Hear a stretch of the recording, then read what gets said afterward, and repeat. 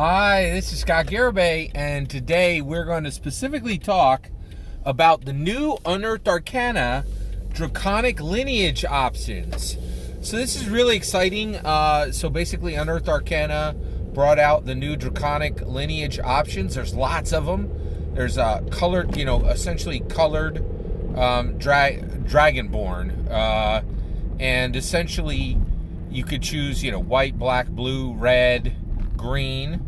And then there are also now gem dragons, right? So, and again, these are Dragonborns, or playable Draconic options for your player characters. Now, there's lots of channels that are talking about the official mechanics of, almost every commentary I've heard on it is, what do you do with the breath weapon? How does the breath weapon work, right?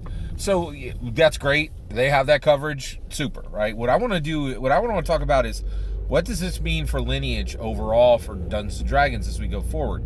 Because you can bet Lineage is going to be a focus.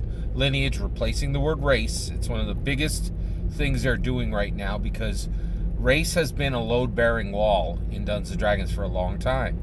You chose your race, and it mattered. Like, it was very functionally, specific. It functionally mattered, right? What race you chose really determined a lot about the build of your character, and it meant something, right? And recently they're like, oh my gosh, lineage. I'm going to use the term lineage going forward rather than race, just kind of honoring what the game wants to do. Lineage, overall, Wizards of the Coast, we can't let this matter, right? It doesn't matter what lineage you are, it's all the same. Now, the problem with that is it really flattens the game out, and you have a lot less variance in that your lineage has now become a cosmetic, and it actually is really, it's a huge question, right? And I think this question exists in real life and exists in the game, right? Because one of the things that's been happening is people are like, I want to, in real life, people are still very much using the word race, and race is a very big thing in America, right? And so there's been this question of, can I celebrate my heritage, right? And more, there's a big question around that, right? Because if you're like, hey, I'm of this specific race, and we have a specific heritage, and we have a culture, and we want to celebrate that, there's more and more question of, is that a division, or is that a legitimate point of celebration, right? And as we're trying to unify and have a more unified culture in America, I think there's a big one. This is an incredibly touchy subject, so people have to be incredibly careful. I think there's a lot of conversations just can't even be had, right? But I do think overall in America, people are like, well, should we just be human, right? And whatever our race is, whatever our heritage is, whatever our culture is, just squash that noise and let's all just be human, right? That's increasingly becoming a question, right? And you could see that in D&D, where they're like, oh man, we can't really have lineages being functionally important, actually mattering from the perspective of build.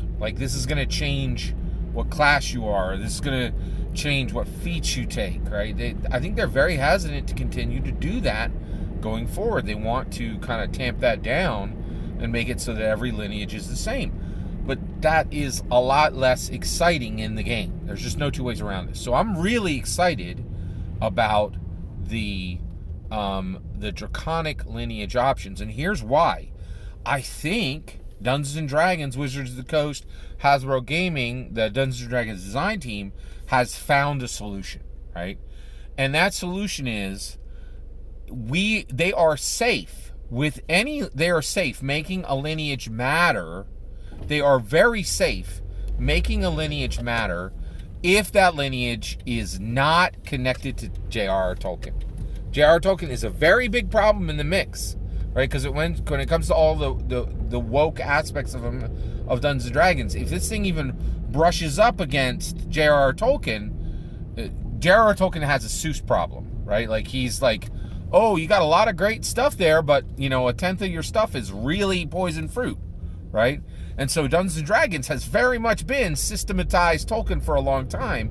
And so now we're moving to this new era where lineages need to be handled very carefully.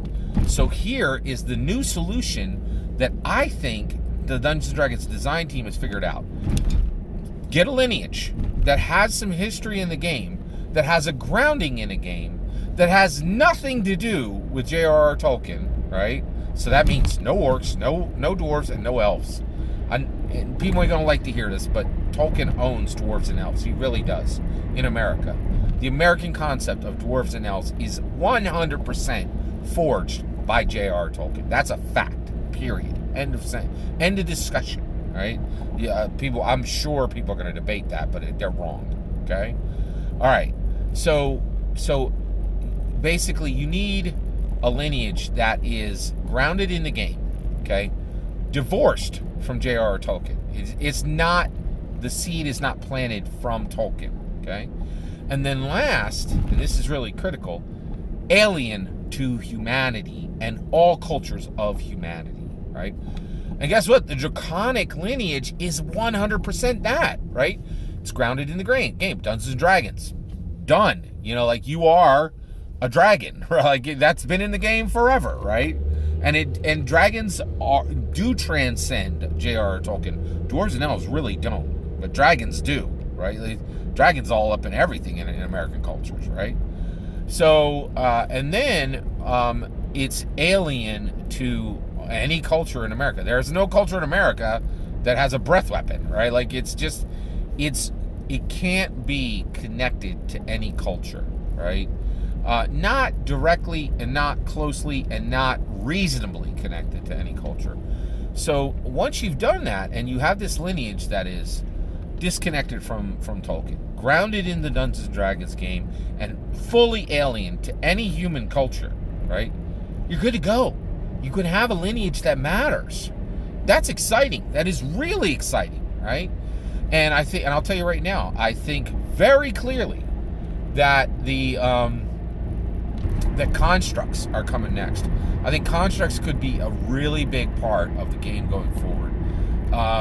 We are in an era where we're starting to talk a lot more about AI, where robots are a very real thing, and construct speaks to that directly, right? And allows people to explore concepts connected to AI and robotics, right, in a fun fantasy setting, and to ask some very significant societal questions, right? So I think this Draconic thing is huge. I think it's really, really powerful and useful and good, and I'm very excited about it. I really think this is a very helpful, useful direction to head in, and I think this is really going to be a great change for the game overall. So all that's my opinion. I'd love to hear your thoughts. Do you think that's the pattern, the new pattern?